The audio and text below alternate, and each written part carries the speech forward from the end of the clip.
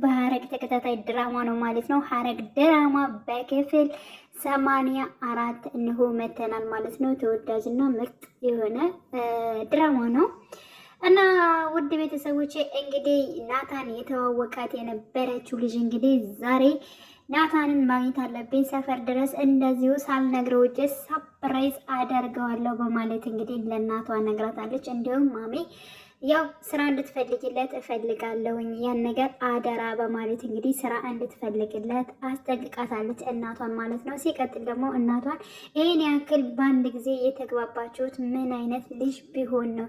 ስለዚህ መምጣት አለበት፣ እቤት ድረስ ማምጣት አለብሽ፣ እንተዋወቃለን፣ እንጋብዘዋለን ወይም ምሳ ወይም እራት፣ ስለዚህ በደንብ መተዋወቅ አለብን በማለት እንግዲህ ትነግራታለች። ልጅም እሺ ችግር የለውም አመጣዋለሁ በማለት እንግዲህ ቃል ገብታለች ማለት ነው። ሌላው እንግዲህ ያው ያፌት ማለት ነው በሚሰራው ስራ ውስጥ ከዛ ከሴቶቹ መሀል የዋን ሄዳ ገብታለች ማለት ነው። እንግዲህ እጅግ በጣም ከባድ ነው። እንዲሁም ደግሞ ከመሀል አንዷ ያው ለማምለጥ ሙከራ አድርጋለች ማለት ነው። እሱ መጨረሻ ፓርት ላይ የሆነ ነገር ነው።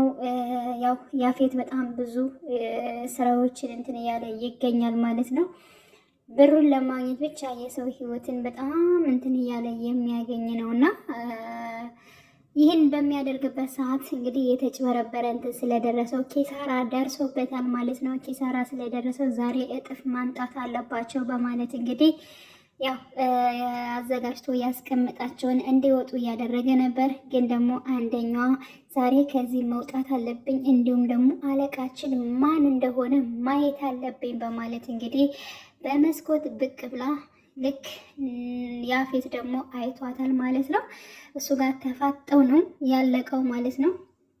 እና ይህን ነገር ማድረግ እንደሌለባት ግን አብረዋት የነበሩ እህቶች እንዳለ ሲነግሯት ነበር። ግን ደግሞ ከዚህ ከምኖር ሞት ይሻለኛል፣ አመለጥኩኝ፣ ካላመለጥኩ ደግሞ እዚሁ እንደምሆን ልሁን ብላ በራሷ ወስና ነው የሄደችው ማለት ነው።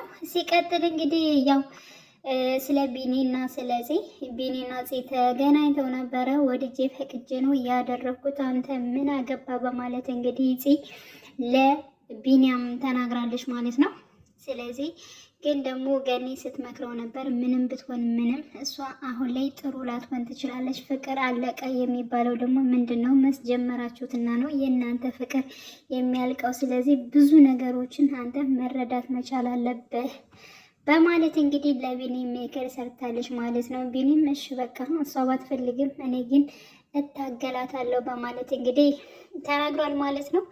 ያው እንግዲህ ከዳጊ ጋር ነበር ያወራቸው።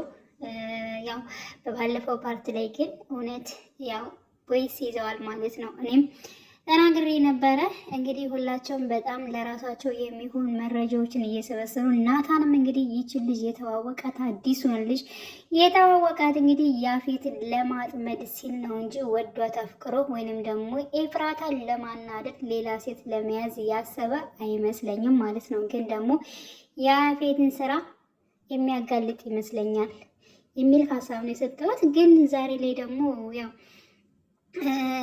ልክ እሱ ከሌላ ሴት ሲሆን እንዲሁም ኤፍራታን እንትን ለማለት እንዲሁም ደግሞ ናታንን የሆነ ናታን ከኔ ላይ የሚያደርገውን ነገር ይቀንሳል የሚል ሀሳብ ነገር ነው የወሰደው። እኔ ግን የያፌትን ስራ አብሮን ለማጋለጥ ከፖሊሶች ጋር የሚሰራ ነበር የመሰለኝ። እንደዛም ነው እኔ እንግዲህ በተስፋ የምጠብቀው እንጂ እንደዚህ ሴት ይዞ ኤፍራታን ለማናደድ ወይንም ደግሞ ያፌት ሴት ስለያዝኩኝ እኔን ይተወኛል ብሎ የሚያስብ ከሆነ እውነትም ለመናገር ናቱ አስተሳሰብ ልክ አይደለም ብዬ ነው የማስበው። ግን ደግሞ ከሌሎች ግለሰቦች ጋር ሆኖ ተቀናጅቶ የእሱን ስራ ያጋልጣል ብዬ ተስፋ አደርጋለሁ።